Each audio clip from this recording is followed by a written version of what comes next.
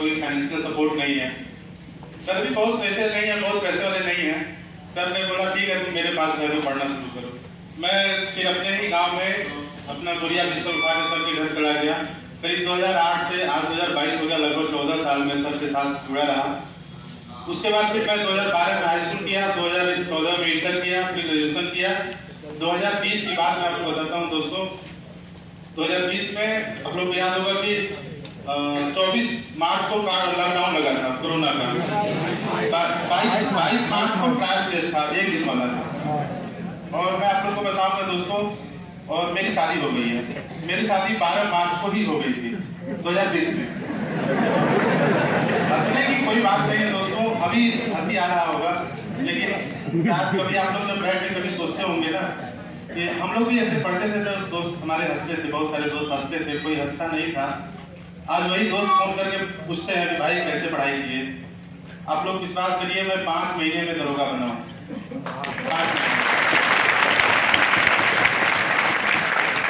जो दोस्त हमारे हंसा करते थे ऐसे बाहर पीछे, कभी आप लोग देखते होंगे हु करके हंसते हैं लोग ना, कोई आता होगा तो हंसते होंगे, अच्छा लगता होगा। लेकिन दोस्त एक दिन ऐसा आएगा कि आप कभी बैठ के सोचेंगे कि मैंने गलती किया है। ये जरूर, मतलब मैं बदुआ नहीं कर रहा हूँ, मैं भगवान से प्रार्थना करूंगा कि यहाँ पे जितने लोग पढ़ रहे हैं सब लोग सफल होंगे, और सब लोग होंगे भी। आप लोग क्योंकि ऐसे शिक्षा के मंदिर में आए हैं कि सफलता जरूर हाथ लगेगी। तो दोस्तों मैं अपनी शादी की बात बता रहा हूँ। मेरा शादी 2020 में ही हो गया 12 मार्च को, और मेरी बीवी मायके गई हुई थी 5 अक्टूबर की। तो 10 अक्टूबर को हमारे घर आने वाली थी, और 8 अक्टूबर की रात को मैं बैठ के सोच रहा था। उस टाइम यूपीएसआई का थोड़ा थोड़ा माहौल बनने लगा था कि भर्ती आने वाली है। तो सर जी हमको फोन किए रात को 8 बजे। उस टाइम हम अपना लगे हुए थे फोन पे। तो सर जी बोल रहे हैं कि तुम इलाहाबाद जाओगे कि घर पे ही रहोगे। बोले सर हाँ जाएंगे, लेकिन अब कुछ दिन रुक जाइए क्योंकि 2 दिन बाद हमारी दीदी आने वाली थी। सर बोले कि नहीं तुम्हें कल जाना है 9 तारीख को, सॉरी 7 तारीख को फोन किए थे, 8 अक्टूबर 2020 को। बोले तुम्हें 7 बजे सुबह इलाहाबाद के लिए निकलना है। मैं बोला नहीं, बोले नहीं तुमको जाना पड़ेगा। फिर वही हुआ, मैं सुबह चला आया दोस्तों। मैं आया, फिर मतलब आकर के उस टाइम मुझे इलाहाबाद के बारे में कोई जानकारी नहीं थी। मैं सलोरी में रूम लिया और एक कोचिंग में नाम लिखवा लिया, वहीं पे आसपास में कोचिंग की नाम नहीं उनका। उस कोचिंग में एडमिशन करा लिया मैंने, और फरवरी तक मैं वहाँ पढ़ा, लेकिन मुझे कुछ लगा नहीं। एक दिन मुझे अचानक लगा कि मैं जहाँ पढ़ रहा हूँ यहाँ से मेरा भला नहीं होने वाला है, क्योंकि वो लोग 3 महीने में केवल हमको मॉडर्न हिस्ट्री पढ़ाए थे थोड़ा सा। मैं एक टीचर थे यहाँ के, ऐसे बोर्ड पे लेट जाते थे, फिर बोलते थे बताओ क्या पढ़ना है। वैसे देखिए कोई भर्ती आती है तो नए नए बहुत सारे कोचिंग जन्म ले लेते हैं 2-4 महीने के लिए। वो आपको मूर्ख बनाएंगे, आपका पैसा लेंगे, 2-4 महीने बाद धीरे धीरे गायब होने लगते हैं। फिर एसएससी का सीएसएसएल में, सीएसएसएल का यूपीएसआई में, एसआई का पुलिस को सबको मर्ज करेंगे, फिर वो गायब हो जाएंगे, फिर आप वहीं मर्ज खेलते जाएंगे। यही हुआ दोस्तों। फिर मैं 14 फरवरी सन 2021 को मैं यहाँ एडमिशन लिया सर के पास। उस टाइम सर वहाँ पे कोचिंग चल रही थी, यहाँ पे कुछ काम चल रहा था, बंद था शायद। तो मैं 14 फरवरी को एडमिशन लेने, मैं जैसे बस मैं मोबाइल में सर्च किया कि इलाहाबाद में कौन सी कोचिंग है सबसे जो बेस्ट पढ़ाती है यूपीएसआई के लिए।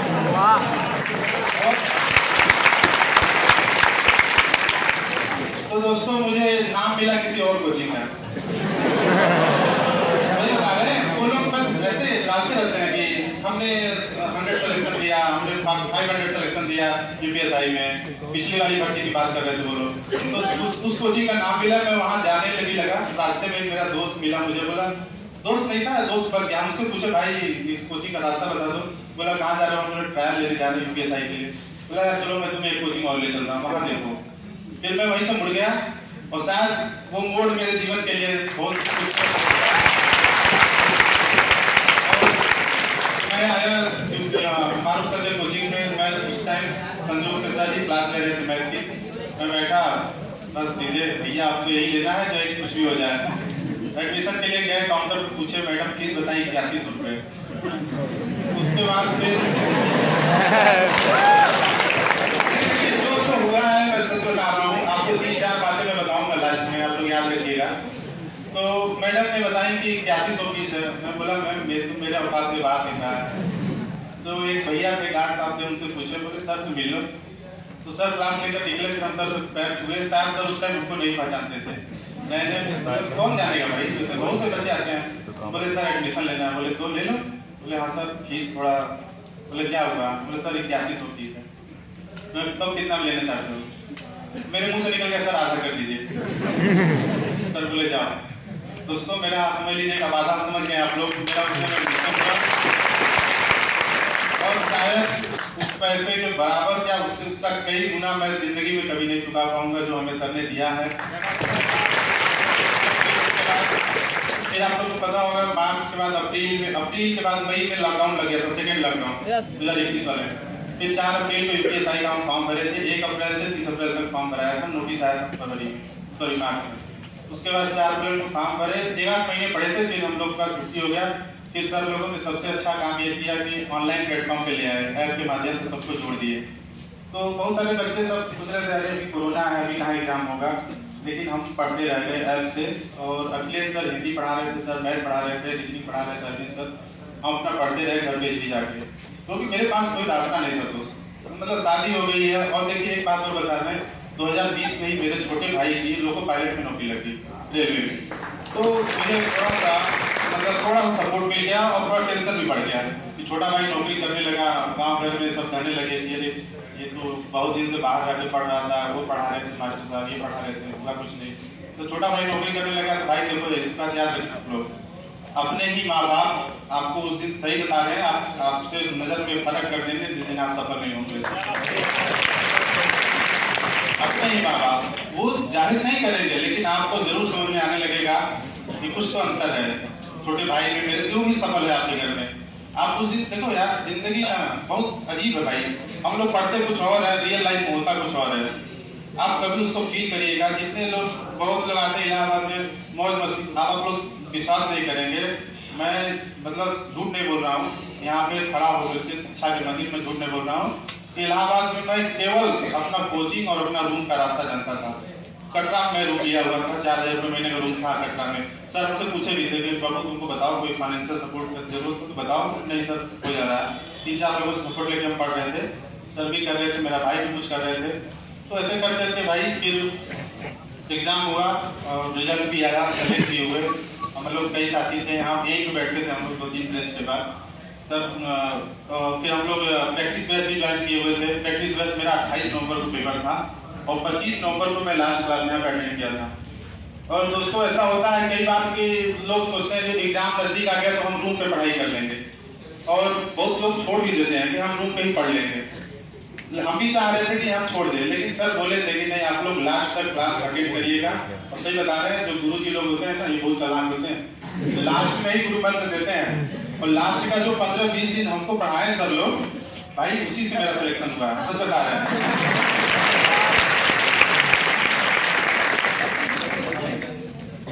क्योंकि देखिए जब हम लोग बैच पढ़ रहे थे, बैच में पढ़ रहे थे तो बहुत सारा क्वेश्चन प्रैक्टिस कर रहे थे, लेकिन उस टाइम एग्जाम का पैटर्न नहीं जानते थे। 12 नवंबर से एग्जाम स्टार्ट हुआ तो मेरा 28 नवंबर को था। उस टाइम सर को पैटर्न मिलने लगा, तो सब लोगों को क्वेश्चन मिलने लगता है। बच्चों को बताया, सर लोग प्रेडिक्ट कर देते हैं। जैसे आप लोग देखे होंगे इसके पहले जो टेट का एग्जाम हुआ था 21 वाला, उसमें सर का question same to same match कर गया था मैथ वाला। तो ऐसा हुआ कि सर लोग को क्वेश्चन मिलने लगा, तो सर ने प्रेडिक्शन किया, सर बताएं कि देखो ये आप लोग यही सब प्रैक्टिस करो, अब जो बाकी पढ़े उसको छोड़ दीजिए। फिर हम वही पढ़े और मैं उम्मीद करके गया था कि मेरा मैथ में 25 क्वेश्चन अगर सेलेक्ट हो जाएगा। क्योंकि देखो भाई मैं जो ग्रेजुएशन किया हुआ था, मेरा मैथ ये जो अंकगणित है और जीएस है, और इससे हिंदी से मेरा कोई वास्ता नहीं था। लेकिन 5-6 महीने की पढ़ाई हुई। सॉरी जब दोबारा लॉकडाउन खुला था जुलाई में, फिर हम यहाँ आए थे। जुलाई, अगस्त, सितंबर, अक्टूबर, नवंबर 4-5 महीना पढ़ा था मैं। तो ये जो है कि सर लोग प्रैक्टिस करने के लिए बताया कि देखो जो बैच पढ़ाएं उसको छोड़ो, अब जो पढ़ा रहे हैं इसको ध्यान दो, यहीं से सिलेक्शन होगा। मैं उम्मीद करके गया था कि मैथ मेरा अगर 25 सही हो जाए 40 में तो मैं यूपीएसआई निकाल दूंगा। दोस्तों मेरा मैथ में 34 क्वेश्चन सही हुआ।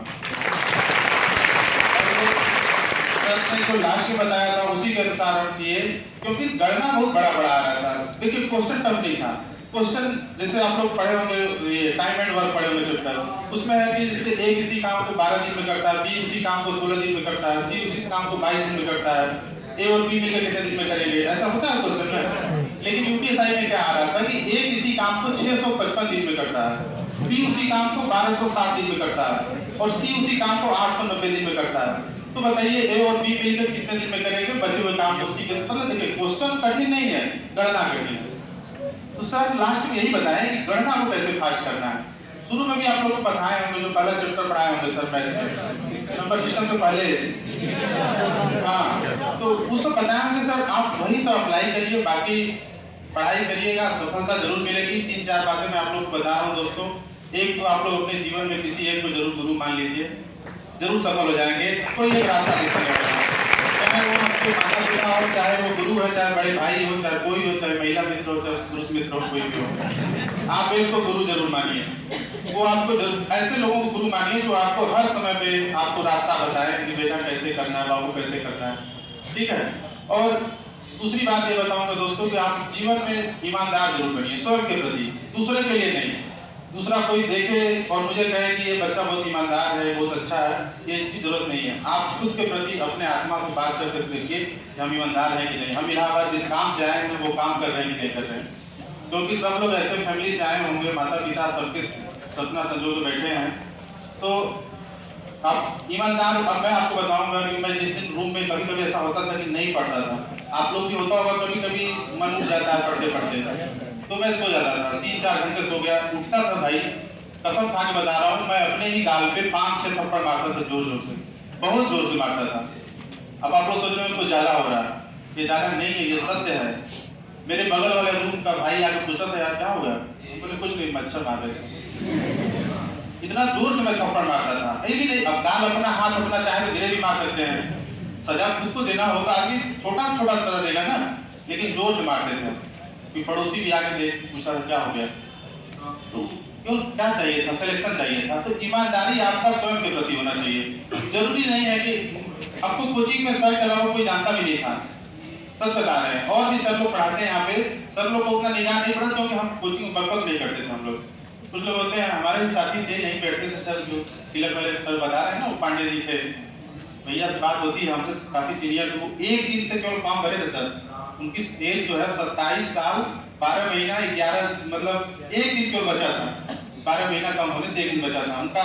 देखिए किस्मत कितनी अच्छी थी, वो फॉर्म भरे थे, उनका हो भी जाता, लास्ट में लापरवाही की है कुछ, जिसकी वजह से भैया का 92 क्वेश्चन ही केवल सही हो पाया था।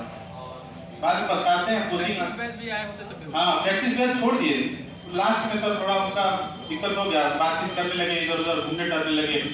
लास्ट का तो एक दिन से उनका फॉर्म भरे थे, कितना अच्छा महीना बचा है, हमने कहा 2 महीना पढ़ लो कि सब लोग सिलेक्ट हो जाओ। 2 महीना बहुत है भाई, बहुत है।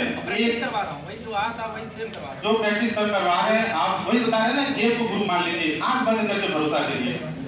सर जो कराते थे हम लोग आंख बंद करके हम भरोसा किए और सेलेक्ट हुए हैं। बाद में रिजल्ट आया, गाँव वाले भी खुश, गाँव वाले ज़्यादा खुश नहीं होंगे,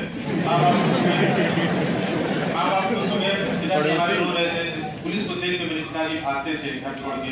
बैंक में उनका कर्जा कुछ था करीब 10-20 हज़ार रुपए के आसपास, जो बैंक वाले डिफॉल्टर मतलब करके इनको पुलिस लेके आते थे कि इनको पकड़वा के मेरा पैसा दिला दीजिए। मेरे पिताजी घर छोड़ के भाग जाते थे पुलिस देख के, और आज उन्हीं का लड़का पुलिस का ही हेड बना है।